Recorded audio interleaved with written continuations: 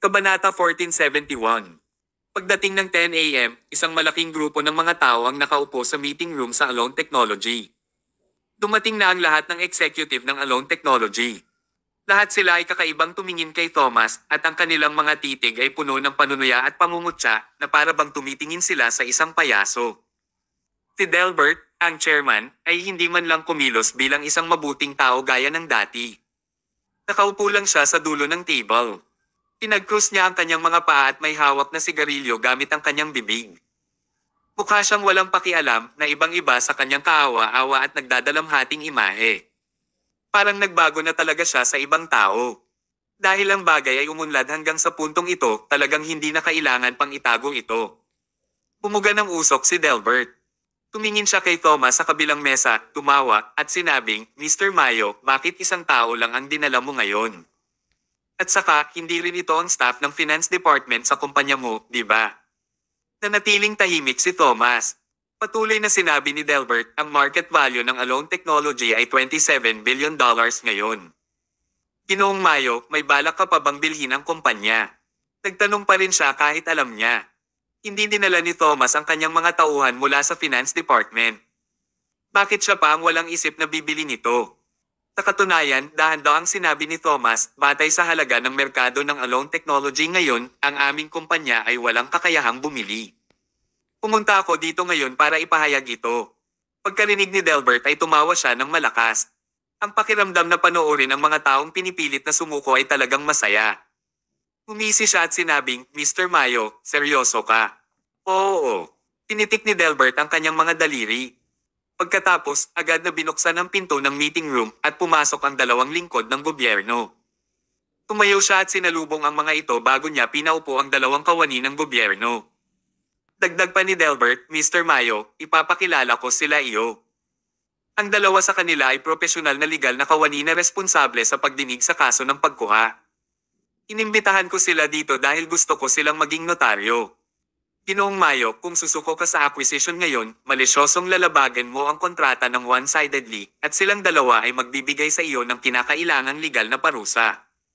Ginoong Mayo, may opinyon ka ba tungkol dito? Tumango si Thomas. Wala akong opinyon. Ngunit, dahil umabot na ito sa yugtong ito, Delbert Kratos, isang ipokrito na tulad mo ay dapat lumabas ngayon, tama ba? Gusto kong makilala ang totoong amo sa likod mo. Sandaling natigilan si Delbert bago siya tumingin sa direksyon ng main entrance. Maya-maya pa, may narinig na mga ubo. Ay nalalayan ni Laura si Carrie na may sakit sa braso habang naglalakad papasok. Mabilis na bumangon si Delbert at binigay ang kanyang upuan bago siya magalang na sinabi, Mr. Lawrence, nandito ka. Tumango si Carrie. Naglakad siya papunta sa upuan at umupo bago siya umubo ng ilang beses.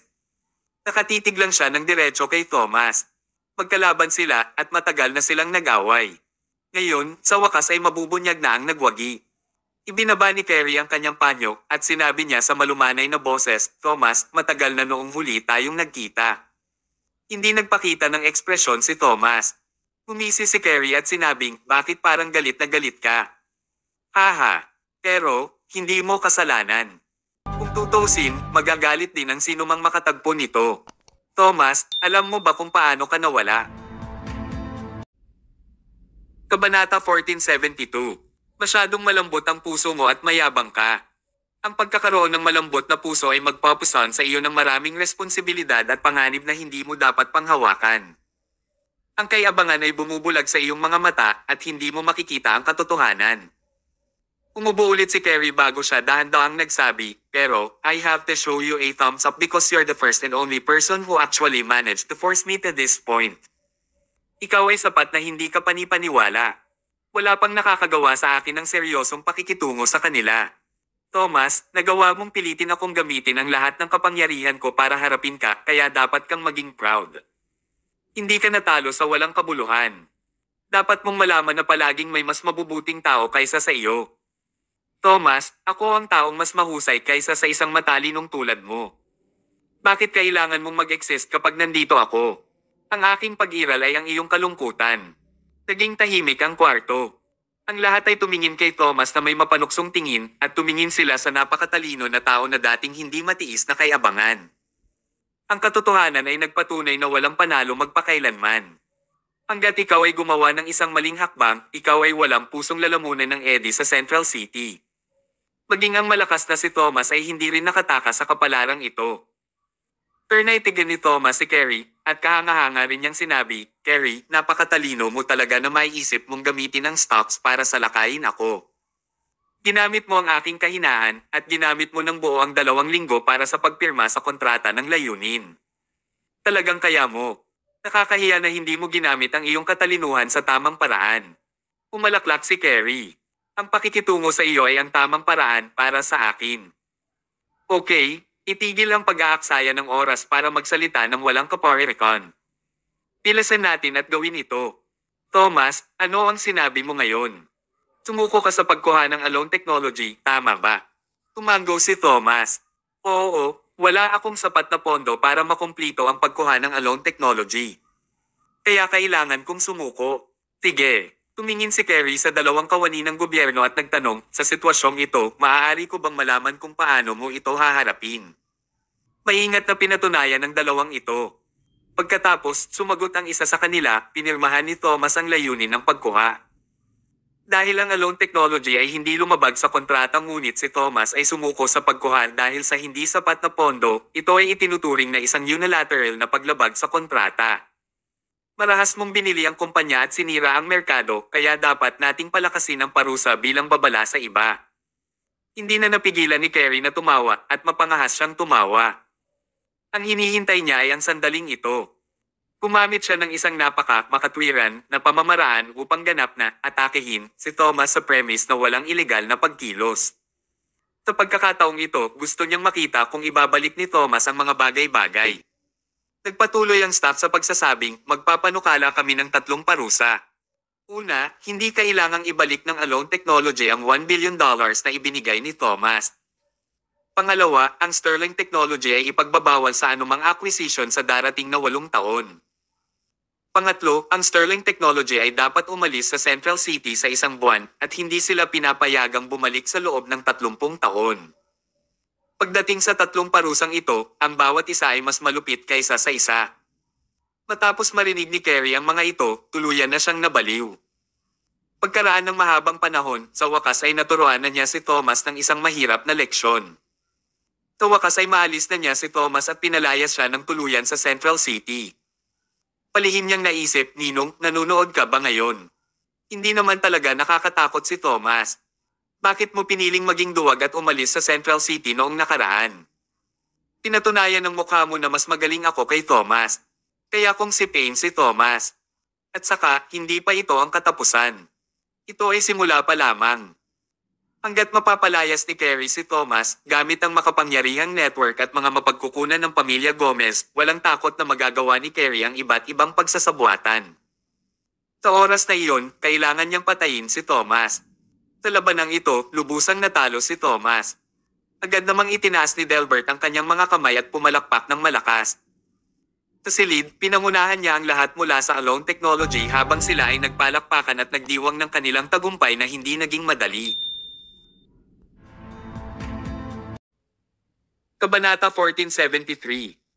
Sa pamilya Gomez, pagkatapos pakinggan ni Dominic ang pinakabagong impormasyon, tinapos niya ang tawag at tuwang-tuwang sinabi, "Lolo, Thomas is done." Nag-announce na ang mga notaryo na palayasin si Thomas sa Central City. This time, panalo na tayo.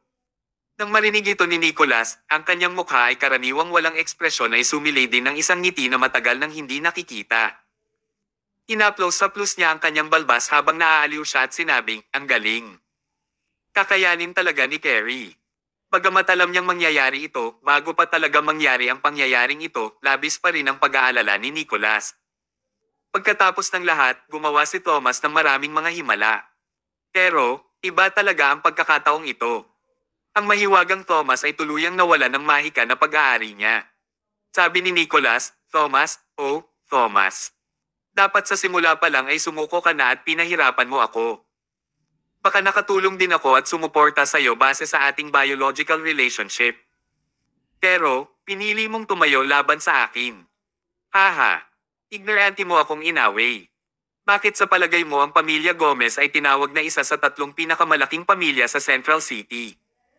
Sa palagay mo ba ang reputasyon ng pamilya Gomez ay naitatag lamang? Gusto mong talunin ang pamilya Gomez gamit ang sarili mong lakas? Ito ay ganap na kalokohan. Lumapit si Dominic at inabot ang isang baso ng red wine. Lolo, cheers. Ipagdiwang natin na sa wakas ay naalis na natin si Thomas ang tinak sa ating tagiliran. Napangiti si Nicholas nang kinuha niya ito, nag-toast kay Dominic at ininom. Mukhang naayos na talaga ang lahat. Sa oras na ito, sa meeting room ng Alone Technology, pinangunahan ni Delbert ang lahat na baliw na ipagdiwang ito. Tuwang-tuwa sila. Tumingin din ang notaryo kay Thomas at nagtanong, may tanong ka ba o hindi ka nasisiyahan sa aming parusa? Maaari mo itong ilabas. Sa kanilang opinyon, iyon ay isang napakamagalang na pagtatanong. Gayunpaman, walang sino man ang inaasahan na ang tanong ay ang intro na nilalaro ni Thomas upang atakehin pabalik. Ang tunay na ganting salakay ay sumunod kaagad. Biglang naging masigla ang mga mata ni Thomas. Napakabayani niya na parang leon na bagong gising. Napasulyap lang siya at agad na tumahimik ang maingay na meeting room. Biglang natarante si Carrie at malabo niyang naramdaman na may mali. Sa tuwing makakakita siya ng ganoong tingin mula kay Thomas, may hindi magandang mangyayari. Hindi pwede. Patuloy na inaaliw ni Carrie ang sarili. Dahil ang insidenteng ito ay nangyari sa puntong ito, kahit ang Diyos ay hindi maaaring baligtarin ang sitwasyon.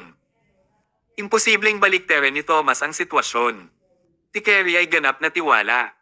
Sinabi ni Thomas, mga notaryo, hindi ako sumasang-ayon sa isang punto. Saang punto?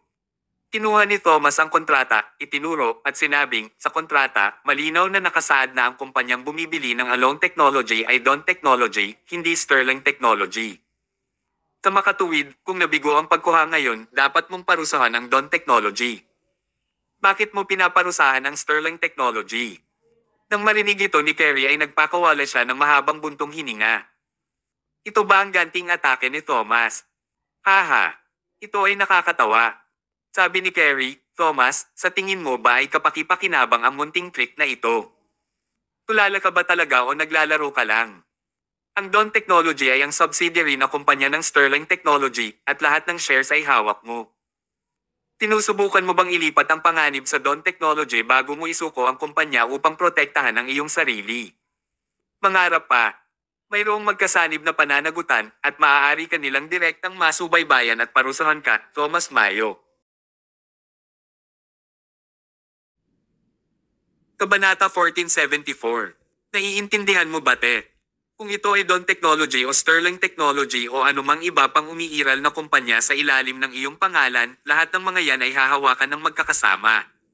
Lahat sila ay kailangang umalis sa Central City. Hindi mo maililipat ang panganib. Naiintindihan mo ba? Lalong tumawa si Carrie. Alam niyang ang Dawn Technology ang kumpanyang pumirma sa Contract of Acquisition pero baliwala ito. Hanggat ang Dawn Technology ay subsidiary company ng Sterling Technology at lahat ng shares ay hawak ni Thomas, kaya niyang pangalagaan si Thomas kung matupad ang dalawang kondisyon na iyon. This transfer. Hindi ito nage exist. Tumikim ang notaryo at sinabing, Mr. Mayo, kanina lang ipinaliwanag sa amin ni Mr. Lawrence. Maaari ko bang malaman kung naiintindihan mo ang lahat? May iba ka pa bang tanong? Si Thomas ay hindi nababalisa. Isang ngiti lang ang isinagot niya bago niya sinabi ang isang bagay na hindi nagawang ngumiti ni Carrie.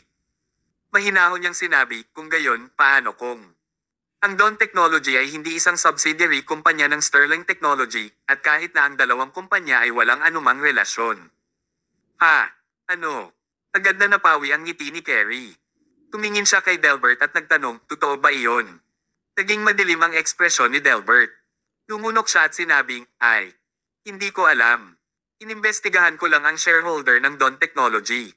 Hindi ko inimbestigahan kung ito ay kabilang sa Sterling Technology. Ano? Tinipa ni Carrie si Delbert sa lupa. Sa oras na ito, inilagay ni Thomas sa mesa ang mga dokumentong inihanda niya. Sabi niya, mga notaryo, tingnan niyo po. Ang mga dokumentong ito ay sapat na upang patunayan na walang kaugnayan sa pagitan ng Dawn Technology at Sterling Technology. Seryosong sumulyap ang mga notaryo at tumango sila. Wala talagang relasyon. Natigilan si Carrie. May alas ba si Thomas sa simula pa lang? Sinabi niya, bagaman ang Dawn Technology ay hindi kabilang sa Sterling Technology, ang mga pagbabahagi ay ganap na hawak ni Thomas. Hindi ito mali. Mga notaryo, paano mahahatulan sa sitwasyong ito ngayon? Tinalakay ito ng mga notaryo sa napakatagal na panahon. Ang isa sa kanila ay dahan-dahang nagsabi, bagaman ang Dawn Technology ay hindi kabilang sa Sterling Technology, si Thomas ay may hawak na 100% ng mga pagbabahagi. Ito ay isang kumpanya na pag-aari ni Thomas. Kaya, batay sa aming talakayan, ang pagkuha na ito ay isang kabiguan. Maaaring maiwasan ng Sterling Technology ang parusa, ngunit kailangang parusahan ng batas si Thomas. Ang unang parusa ay hindi nagbabago. Ang deposito na $1 billion ay hindi kailangang ibalik. Ang pangalawang parusa ay papalitan ng Dawn Technology has to move away from Central City in a month. Para sa ikatlong parusa, malisyosong nilabag ni Thomas ang kontrata. Ipinagbabawal siyang magtrabaho sa teknolohikal na industriya ng Central City. Nagbebenta siya ng Sterling Technology na nasa ilalim ng kanyang pangalan o nagkukusa na magbitiw. Nang marinig iyon ni Kerry ay bahagyang gumaan ang pakiramdam niya. Bagamat mas magaan ang parusang ito kaysa sa nauna, magdudulot pa rin ito ng isang nakamamatay na dagok kay Thomas. Hanggat kaya niyang alisin si Thomas at sipin si Thomas sa Central City, masisira anumang oras ang Sterling Technology na nasa huling hingal, di ba? Kahit medyo magulo, hindi nagbago ang ending. Mapangahas na tumawa si Kerry at sinabing, Thomas, mayroon kang isang alas sa kanyang manggas, at ito ay medyo mahusay. Ngunit, nakakaligtaan mo pa rin ang isang hakbang. Talo ka. Marahan niyang tinapik ang desk, nanlaki ang mga mata, at sinabing, nakatalikod ka na sa isang sulok. Gusto mo pa bang ibalik ang sitwasyon? Tapos ka na. Maliban kung ang Dawn Technology ay hindi sa iyo. Bingo! Tama ka. Bahagyang ngumiti si Thomas habang nakatitig kay Kerry, at walang pakialam niyang sinabi, paano ka nakahula ng ganoon katumpak? Ang Dawn Technology ay hindi talaga sa akin. Pareho ako ng iyong subordinate, Delbert. Isa lang akong nominee shareholder. Iba ang tunay na amo. Kabanata 1475. Natahimik ang buong meeting room sa sandaling ito. Walang nakapagsabi. Natakot ang lahat kay Thomas na parang nakatingin sila sa demonyo. Nagbibiro lang si Kerry, bakit naging totoo? Maya-maya, pilit na ngumiti si Kerry. Ngumiti siya at sinabing, Mr. Mayo, ang galing mo talagang magbiro. Tinasabi mo na isa ka lang nominee shareholder at ang tunay na namamahala sa Dawn Technology ay hindi ikaw. Haha, ito ay talagang nakakatawang biro. Nanatiling tahimik din si Thomas. Nakatitig lang siya kay Kerry ng malamig. Natakot si Kerry sa titig niya. Bagamat napakainit ng panahon, naramdaman ni Kerry ang malamig na panginginig na dumadaloy sa kanyang gulugan. Nakaramdam siya ng lubos na hindi komportable. Tila nakita niya ang kanyang wakas mula sa matalim na tingin ni Thomas. Hindi pwede. Kapag nakaramdam ka ng takot sa maximum, makaramdam ka ng galit. Sa oras na ito, si Kerry ay nasa pinakamataas na antas ng takot kaya nagsimula siyang magalit. Inampes niya ang mesa at tumayo bago niya tinuro si Thomas at sinabing, imposible. May sino man bang gagawa ng pagkuha gamit ang isang kumpanyang hindi pag-aari? At, ginamit mo pa ang sarili mong pera. Kung matagumpay ang pagkuha, hindi ka ba gagawa ng pabor sa ibang tao? Sino ang magiging walang isip? O naisip mo ba ang plano ko, kaya't nag-iingat ka laban sa akin noon pa man, Thomas? Iyon ay talagang mas imposible. Hindi alam ng mga tagalabas na si Delbert ay nasasakupan ni Kerry. Bukod, ang reputasyon ni Delbert ay talagang napakaganda at ang Alone Technology ay isa ring magandang stock. Kahit alam ni Thomas ang lahat, imposibleng malaman niyang may mali sa simula. Maliban kung gumamit siya ng ilang mga trick.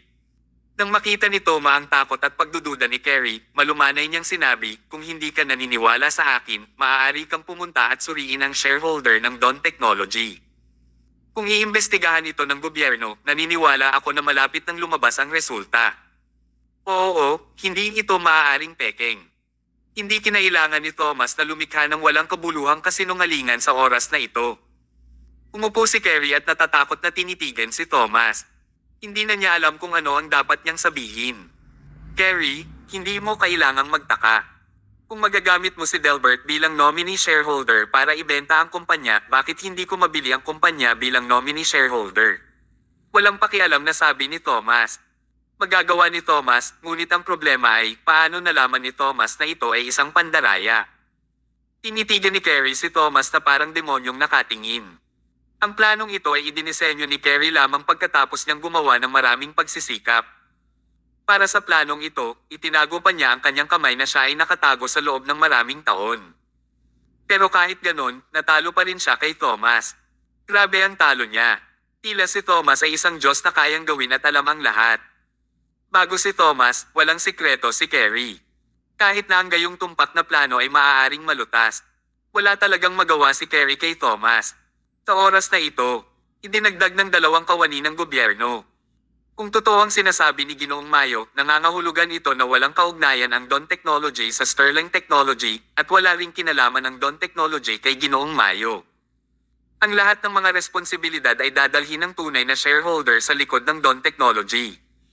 Nangangailangan ba ito ng anumang espesyal na paliwanag? Naunawaan ito ng lahat. Si Carrie ay naglagay ng maraming pagsisikap sa pag-set up ng bitag, ngunit hindi niya nagawang iframe si Thomas. Ang naipreframe niya lang ang taong nagmamay-ari ng Dawn Technology. Paano niya ito natitiis? Natalo siya. Siya ay lubos na natalo. Walang nawala sa Sterling Technology at maging si Thomas ay buhay na buhay. Hindi na niya kailangan pang umalis sa Central City. Ang plano ay ganap na nabigo sa pagkakataong ito. Higit sa lahat, pumirma si Carrie sa isang kasunduan sa pamilya Gomez. Kung hindi niya kayang harapin si Thomas, nangangahulugan ito na ang pivot technology ay isasangla sa pamilya Gomez at kakailanganin din niyang ibalik ang lahat ng $3 billion. Tapos na siya. Grabe ang talo niya. Hindi niya pinatay si Thomas at naiwala pa niya ang lahat ng card na mayroon siya. Nawala pa niya ang pivot technology. Si Carrie sa hinaharap ay ganap na walang kakayahang lumaban. Sobrang natalo siya. Bakit? Ito ay imposible. Tinuro ni Carrie si Thomas at sinabing, I don't believe that you are that smart. Kahit na hindi ako naniniwala na maaari mong hulaan ang hindi alam at alam na ang pagkuha ay isang pandaraya mula sa simula. Thomas Mayo, dapat niloloko mo ako. Bahagyang umiling si Thomas. Tinitigan niya si Carrie at maluwag na sinabi, hindi kita niloloko pero hindi mali ang sinabi mo. Wala talaga akong kakayahang hulaan ang hindi alam. Ang lahat ng ito ay dahil tinulungan ako ng isang benefactor upang makatakas ako ng hindi nasaktan mula sa iyong pag-atake. Isang benefactor. Sino yun? Sino ang naging benefactor? Galit na sumigaw si Carrie, naglagay ka ba ng undercover sa tabi ko? Sabihin mo sa akin, sino ito? Bagamat sinabi niya iyon, nahirapan pa rin siyang paniwalaan na may undercover sa kanyang tabi. Ang mga taong inayos na magtrabaho para sa kanya ay ang mga kasalukuyang nasasakupan na sumusunod sa kanya sa loob ng halos 20 taon. Ang bawat isa sa kanila ay tapat, kaya imposibleng magkaroon ng anumang undercover. Hindi direktang sinagot ni Thomas ang tanong na ito. Kalmado lang niyang sinabi, mas mabuting mag-isa kang mag-imbestiga. Pwede kang pumunta at siyasatin itong mabuti ng detalyado. Kapag nalaman mo ang tunay na shareholder sa Dawn Technology, magiging malinaw ang lahat. Malalaman mo rin kung ano ang nangyayari nang walang paliwanag ko. Agad na sumigaw si Carrie, go and investigate now. Gusto kong makita kung sino ang nagtataksil sa akin. Ang kanyang mga nasasakupan ay handang tumakbo palabas at imbestigahan ito. Sa oras na ito, narinig ang boses ng isang babae. Kabanata 1476. Hindi mo kailangang imbestigahan ito. Isang simpleng pangungusap ang tumusok sa puso ni Carrie na parang patalim. Alam na niya ang pagkakakilanlan ng babaeng nagsalita ng hindi lumilingon. Hindi siya maaaring mas pamilyar sa boses na iyon. Ito ay walang iba kundi si Laura, ang babaeng matagal na niyang hinahanap-hanap araw at gabi. Ito ay imposible. Agad namang lumingon si Carrie at napatingin kay Laura sa likod niya. Puno ng pagdududa ang kanyang tingin. Kasabay nito, ang kanyang puso ay sumisigaw. Hindi. Ito ay imposible. Hindi pwede. Ito ay isang kahihiyan na ito ay ang katotohanan. Naglakad paharap si Laura bago siya humila ng upuan at umupo. Tahimik siyang nakatingin sa desk. Ilang sandali pa, sinabi ni Laura ang katotohanan na ikinagulat nila sa sobrang kalmadong boses. Ako ang tunay na shareholder ng Dawn Technology. Boom! Ang sinabi ni Laura ay tumama ng malakas sa ulo ni Carrie na parang kulog. Ang babaeng pinakamamahal niya ay ang taong higit na nanakit sa kanya. Siya ay nagbabantay laban sa lahat, ngunit hindi siya kailanman magbabantay laban kay Laura. Ito ay dahil lamang sa mahal na mahal niya si Laura at silang dalawa ang huling miyembro ng pamilya na mayroon sila ngayon. Sa teorya at emosyonal, hinding-hindi siya ipagkakanulo ni Laura. At saka, hindi ba nagkaroon ng matinding conflict si Laura kay Thomas? Hindi ba niya kinasusuklaman si Thomas? Hindi siya dapat magkaroon ng anumang dahilan upang piliin na magtrabaho kasama si Thomas at linlangin siya ng magkasama. Sumigaw si Carrie, Laura, hindi ito totoo. Siguradong nagbibiro ka, no? Sa puntong ito, paano ito magiging biro? Lumingon si Laura at tumingin kay Carrie. Wala siyang sinabi at puno ng puot at panlalamig ang kanyang mga mata. Alam ni Carrie na ito na ang katotohanan. Sa pag-iisip niya, si Laura lang ang may kakayahang tulungan si Thomas na linlangin si Carrie. Bilang ang taong lubos na pinagkakatiwalaan ni Carrie, alam ni Laura ang lahat ng kanyang mga plano. Alam din ni Laura kung paano binalak ni Carrie ang bawat hakbang. Kaya, pwede niyang sabihin kay Thomas ang lahat mula sa simula. At saka, hindi lang niya pinaalalahanan si Thomas. Nakipagtulungan pa siya kay Thomas para maglaro ng magandang palabas. Inilagay ni Laura ang Dawn Technology kung saan hawak niya ang 100% ng mga pagbabahagi at ginawang nominee shareholder si Thomas. Pagkatapos, ginamit niya ang Dawn Technology para bumili ng Alone Technology. Sa kasong iyon, ang lahat ng mga bitag ay itatakda kay Laura lang at si Thomas ay nasa malinaw. Iyon ay hindi lamang magfe-frame kay Carrie pero ito rin ang nagtakda kay Laura. Bakit? Sigaw ni Carrie, hindi mo ba pinakaayaw si Thomas? Bakit mo pa siya nakipagtulungan sa akin? Nakalimutan mo na ba kung paano namatay si Wise? Nakalimutan mo na ba ang kalungkutan ng ating ninong? At saka, anong benepisyo ang natamo mo sa paggawa nito? Nahaharap ka ngayon sa parusa mula sa gobyerno at hindi magdurusa si Thomas. Walang pakinabang kung kalabanan mo ako. Bakit gagawa ng isang bagay na nakakasama sa akin at hindi nagdudulot sa iyo ng anumang pakinabang? Hindi talaga maintindihan ni Carrie ang pakay ni Laura. Ano ang motibo niya? Sa oras na ito, matapang na sinabi ni Laura, Carrie, nakita ko na ang ulat ng autopsy ni Godfather. Ano? Isang simpleng pangungusap ang lubos na nagpatahimik kay Carrie. Ulat sa autopsy. Nakita niya ito. Kung totoong nangyari iyon, ibig sabihin ay alam na ni Laura ang totoo, kaya hindi na nakapagtataka kung bakit siya makikipagtulungan kay Thomas. Patuloy na sinabi ni Laura, ang ninong ay hindi nasunog hanggang sa mamatay. Ang pagkamatay niya ay walang kinalaman kay Thomas. Namatay lamang siya dahil nasaksak ng matulis na bagay ang likod ng kanyang ulo. Upang maging tumpak, ito ay isang kutsilyo. Carrie, kayo lang ni Godfather ang nasa ward that time. Sa tingin mo saan ako dadalhin yan?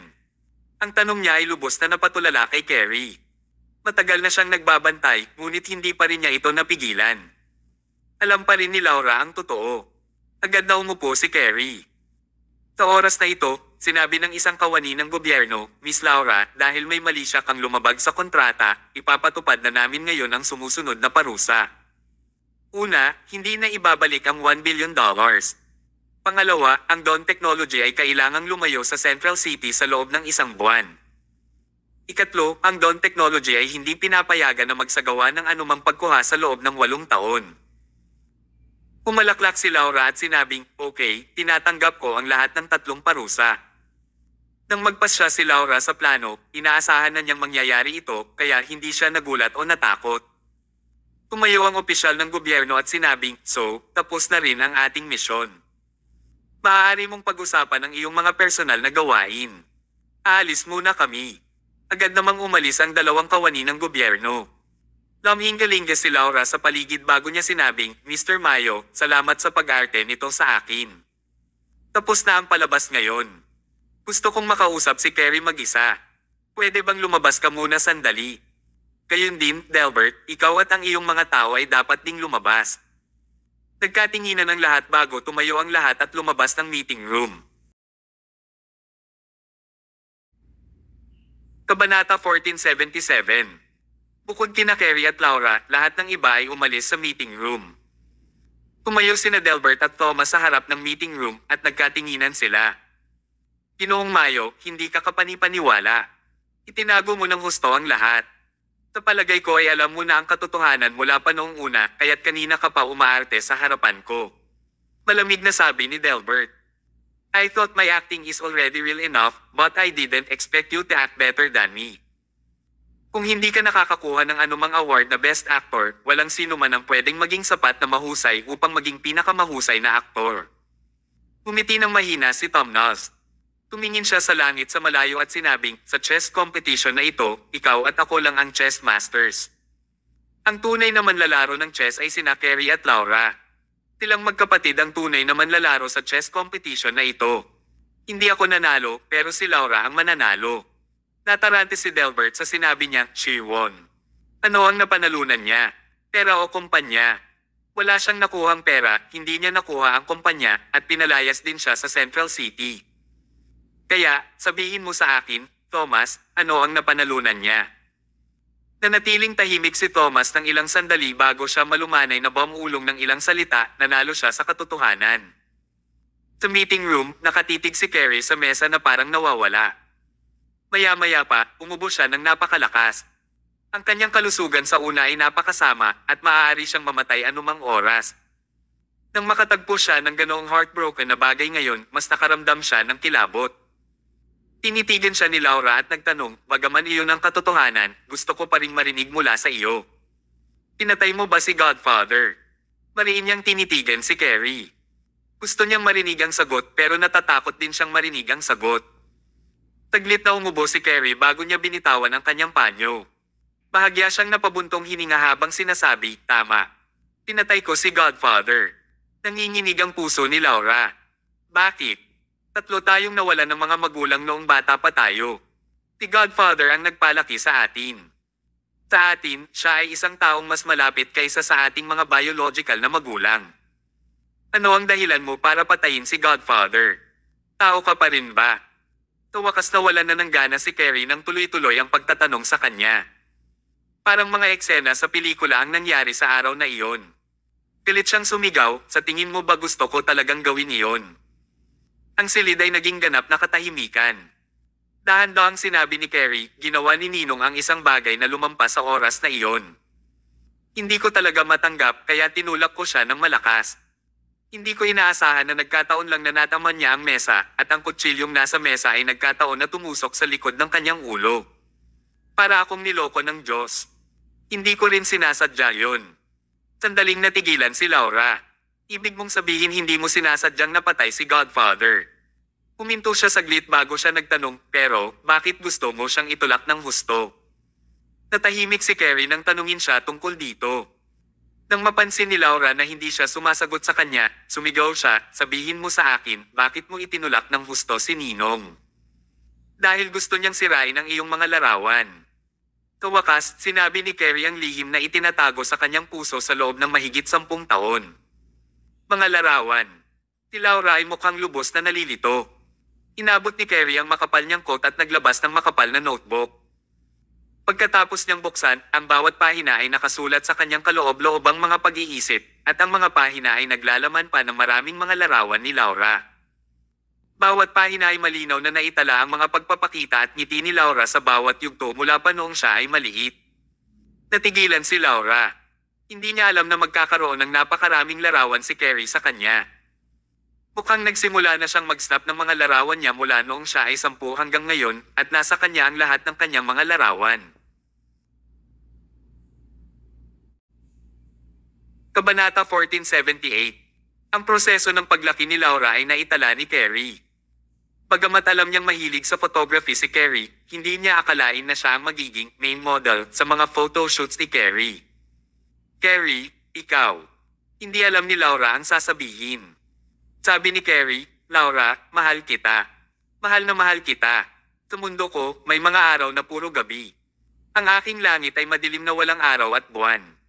Hanggang sa araw na nagpakita ka. Ikaw ay tulad ng araw na sumisikat sa aking mundo at nagpapainit sa aking puso. Alam mo ba kung bakit mas gugustuhin kung makagat ng makamandag na ahas kung ang ibig sabihin noon ay may iligtas kita? Dahil mahal na mahal kita. Mas gugustuhin kong isakripisyo ang sarili ko kaysa makita kang nahihirapan. Hinawakan ni Carrie ang bawat larawan habang nagsasalita siya sa tonong humihikbi. Pero, alam ko rin naman na magkapatid tayo. Kahit na hindi tayo magkakapatid, ang gayong mga damdamin ay immoral at hindi maaaring umiral.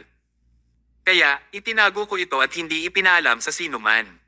Noong araw na iyon, nalaman ni Ninong ang aking sikreto. Galit na galit siya at gusto niyang sirain ang lahat ng larawang kinunan ko sa loob ng maraming taon. Hindi ako maaaring maging mas kalmado. Ang pagmamahal ko sa iyo ay higit pa sa respeto ko kay Ninong kaya itinulak ko siya ng husto. Sa totoo lang gusto ko lang kunin ang mga litrato. Hindi ko talaga gustong patayin siya. Pero, pinaglaruan ako ng Diyos. Naitulak ko lang siya at aksidente siyang namatay. Alam mo na ang nangyari pagkatapos. Inilagay ni Carrie ang apoy upang lumikha ng isang ilusyon at inilagay niya ang lahat ng mga sisi kay Thomas. Gayunpaman, ang katotohanan ay darating sa liwanag ng maaga o huli. Sa huli, natuklasan pa rin ni Laura ang katotohanan at nakipagtulungan siya kay Thomas upang mapasakamay si Carrie. Matapos malaman ni Laura ang lahat, mas nawalan siya ng pag-asa. Naisip niya noong una na kapuputin niya si Carrie pagkatapos niyang malaman ang katotohanan at gusto niyang patayin ito upang ipaghiganti ang kanyang ninong. Pero ngayon, ang kasalanan ng lahat ay nagmula sa isang aksidente. Ang aksidente ay nagmula sa malalim na pagmamahal ni Carrie kay Laura. Paano makakapaghiganti si Laura? Hindi niya magawa. Nang maalala ni Laura kung paano siya iniligtas ni Carrie nang hindi inaabala ang sarili niyang kaligtasan, hindi niya naisip na haharapin pa si Carrie. Nagpakawala siya ng mahabang buntong hininga at sinabing, "Oh, God. Hayaang magwakas ang mga hinaing na ito. Carrie, hindi kita papatayin, ngunit sasabihin ko sa pulisya ang lahat. Hahatulan ka ng hindi sinasadyang pagpatay ng tao at gugulin mo ang natitirang bahagi ng iyong buhay sa bilangguan." Iyon lang ang magagawa ni Laura ngayon. Ayaw niyang parusahan si Carrie ng mag-isa pero ayaw din niyang mamatay ng walang kabuluhan ang kanyang ninong. Kaya, naging mahigpit siya tungkol dito. Ang pagpayag sa pulis na arestuhin si Carrie at ikulong siya ang pinakaangkop na paraan ng paghawak sa usapin. Pagkatapos magsalita ni Laura, tumayo siya at diretsyong naglakad papunta sa entrance ng meeting room. Hindi na sila magkakaroon ng relasyon ni Carrie. Laura. Habang inabot ni Laura ang pinto ng meeting room, biglang lumipad sa hangin ang isang pilak na karayom at tumusok sa likod ni Laura. Pagkatapos, naramdaman ni Laura na ang kanyang katawan ay masakit at nanghihina. Bago pa siya makasagot ay bumagsak siya sa lupa. Pakiramdam niya ay lasing na siya. Nahihilo siya at kulang sa lakas. Tinapin ni Carrie ng panyo ang bibig at malakas na umubo habang naglalakad papunta kay Laura na nakahandusay sa lupa. "Laura, mahal na mahal kita. Hindi ko kayang mawala ka. Ang tanging gusto ko lang sa buhay ko ay makuha ka. Kahit isang araw lang kita, makukontento pa rin ako. Dahil hindi ko makuha ang puso mo, kung gayon. Magko-compromise lang ako at ang katawan mo." Kabanata 1479. Napatingin si Carrie kay Laura na nakahandusay sa lupa at nabalisa ito na nanginginig ang katawan. Matagal na siyang desperado kay Laura. Dati, kaya pa niyang manatiling kalmado at kontrolin ang sarili. Nisipin niyang gumamit ng tamang paraan upang makuha ang puso ni Laura bago siya natural na magkaroon ng katawan ni Laura. Pero ngayon ay iba. Alam niya na simula nang matuklasan ni Laura ang katotohanan tungkol sa pagpatay niya kay Master Centipede, patay na ang puso ni Laura. Hindi na niya magagawang mahulog ito sa kanya. Dahil hindi niya makuha ang puso niya, katawan lang niya ang makukuha niya.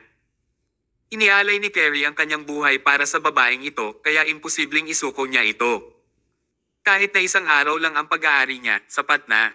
Si Carrie ay agitated na umubo. Tuwang-tuwa siya kaya kumulo ang kanyang dugo na nagpulala sa hindi malusog na katawan niya. Pero, wala siyang pakialam. Dapat ay matagal na siyang namatay, kaya itinuring siyang maswerte ng manatiling buhay hanggang ngayon. Tinubukan ni Laura ang kanyang makakaya at gusto niyang bumangon mula sa sahig at tumakbo palayo sa lugar na ito. Pero, paano siya nakabangon sa ganitong oras? Ang kawalan ng pakiramdam ng pilak na karayom ay nagparalisa sa buong katawan ni Laura. Nahihirapan na siyang panatilihing matino ang kanyang isip. Lumapit si Carrie, tumingkayan, at hinaplos ang mukha ni Laura gamit ang kanyang kamay. "Laura, pinilit mo akong gawin ito. Kung makakasama kita, hindi ko na kailangang gawin ito. Huwag mo akong sisihin." Tumulo ang ilang luha sa mga mata ni Laura. Tila ang mga luha ng mga hinaing. Ang mayabang na babaeng ito ay nakatagpo rin sa wakas ng isang bagay na hindi niya matiis. Sa madaling salita, sineseryoso ng mga babaeng yun ang kanilang integrity. Imposibleng tanggapin nila na madudumihan sila.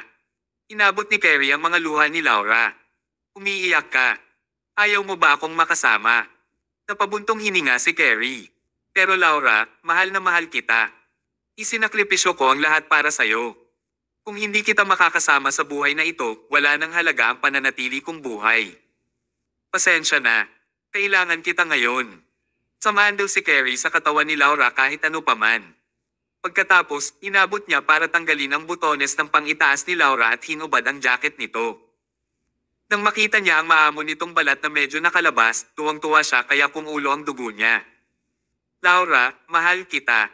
Napabuntong hininga si Carrie at naging madiin ang kanyang tingin. Nang matitigan niya si Laura, pakiramdam niya ay hindi siya makatingin ng malinaw. Tapos, may lumabas na dugo sa ilong niya. Deep, deep, deep. Bumagsak ang dugo sa katawan ni Laura. Sa mga oras na ito, naramdaman ni Carrie ang napakalakas na sakit ng ulo na para bang may pumupunit sa kanyang katawan. Sa sobrang sakit ay nahihirapan siyang huminga. Hindi. Nagsimula siyang mawala ng malay. Pinagbiro lang siya ng Diyos. Malapit nang matapos ang kanyang buhay. Dapat ay namatay siya ng mas maaga, ngunit napakaswerte niya na hindi siya nagkasakit sa nakalipas na 20 taon. Bagamat hindi masyadong malusog ang kanyang katawan, nagawa niyang manatiling buhay. Maraming mga tao na mas malusog kaysa sa kanya ang namatay ng matagal na ang nakalipas. Pero, sino ang maaaring hulaan ito? Ang sandali na pinakaayaw niyang mamatay ay nang ang kamatayan ay nakakagulat na dumating. Nang isuko niya ang lahat at nais lamang na magkaroon ng katawan ni Laura anuman ang lahat, pinagbiro siya ng Diyos. Gusto niya itong patayin. Hindi ako pwedeng mamatay ngayon. Si Carrie ay patuloy na nagpupersage at umalalay sa kanyang katawan. Nais niyang magpatuloy na manatiling buhay. Kahit mamatay ako, hindi pwede ngayon. Kabanata 1480. Inabot niya ang isang kahon ng mga tablets, iniangat ang ulo, at kinain lahat. Direkta niyang nilunok ang lahat ng table task dahil gusto niyang suportahan ang sarili sa mga table task. Hindi niya kailangan ng mahabang panahon. Tapat na kahit 5 hanggang 10 minuto lang. Diyos ko, hindi ko hahayaang pigilan mo ako. Ang inaasam ko ay nasa harapan ko ngayon at gusto mo akong mamatay. Haha, hindi pwede. Hindi mo magagawa ito. Inubad ni Carrie ang kanyang damit at umubos siya habang pilit na ay nalalayan ang sarili. Gayunpaman, mas mabigat at mabilis ang pagdugo niya. Hindi na niya mapigilan ang kanyang pagdurugo sa puntong ito. Sa simula, ilong lang ang dumudugo. Pagkatapos, nagsimula na ring dumyugo ang kanyang mga mata, ilong at bibig. Naging purplish red ang kanyang katawan habang napuno ng lason ang kanyang buong katawan. Para siyang namamatay. Nanginginig ang katawan ni Carrie. Nang matitigan niya si Laura na nakahandusay sa lupa na walang kakayahang gumalaw ay puno ng pagnanasa ang kanyang tingin. Ngunit, ang kanyang katawan ay wala na sa kanyang kontrol. Gusto niyang angkinan si Laura pero hindi na niya ito nagawa. Bakit? Bakit mo ako hinayaang mamatay kung gusto ko nang mamatay? Ngayon ayoko pang mamatay pero gusto mo akong mamatay. God, bakit mo ako niloloko ng ganito? Bakit? Ungol ni Carrie. Sa huli, umubos siya ng dugo at yumuko ng husto. Samahan daw siya sa katawan ni Laura. Bago siya mamatay ay diretso pa rin ang tingin niya kay Laura na hindi gustong umiwas ng tingin. Talagang hindi siya nakipagkasundo dito. Kung gusto niyang mamatay, namatay na sana siya ng napakaaga at hindi na ganoon karaming mga bagay ang mangyayari mamaya. Pero, niloko lang siya ng tadhana ng ganito. Kapag gusto niyang mamatay, hindi siya maaaring mamatay. Kapag ayaw niyang mamatay, kailangan niyang mamatay. Ang buhay ni Carrie ay isang trahedya. Hindi nagtagal ay tumahimik ang meeting room. May 2 tao sa lupa. Ang isa ay paralisado sa kawalan ng pakiramdam, kaya hindi siya makagalaw, habang ang katawan ng isa ay puno ng lason. Nadyugo siya ng husto kaya namatay siya sa lugar. Gayunpaman, sa harap ng meeting room sa Alone Technology, wala pa ring ideya sina Thomas at Delbert tungkol sa kasalukuyang sitwasyon sa meeting room.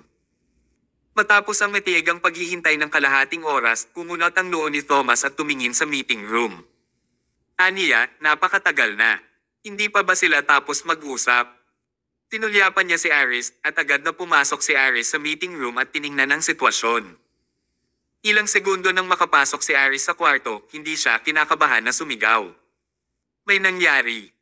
Nang marinig siya ni na Thomas at Delbert ay agad silang pumasok sa loob. Agad nilang nakita ang dalawang tao na nakahandusay sa lupa at ang lupa ay puno ng dugo. Parang namatay silang dalawa. Agad na tumingkayat si Thomas at pinagmasdan ang kanilang kalagayan. Kinakabahang nagtanong si Delbert, buhay pa ba sila? Sinabi ni Thomas, si Carrie ay nagkasakit at namatay na, habang si Laura ay paralisado lamang. Makalipas ang 2 oras, automatiko siyang gagaling.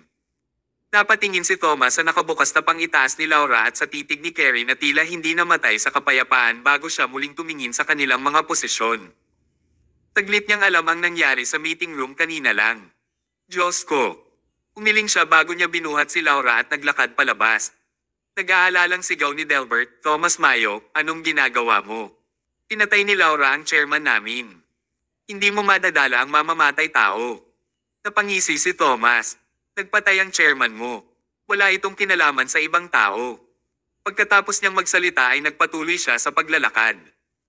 Noong una, gusto pa rin ni Delbert na pigilan si Thomas sa pamamagitan ng puwersa, ngunit labis na natakot si Delbert kaya tumigil siya sa paggalaw at hindi siya nang ahas na sundan si Thomas.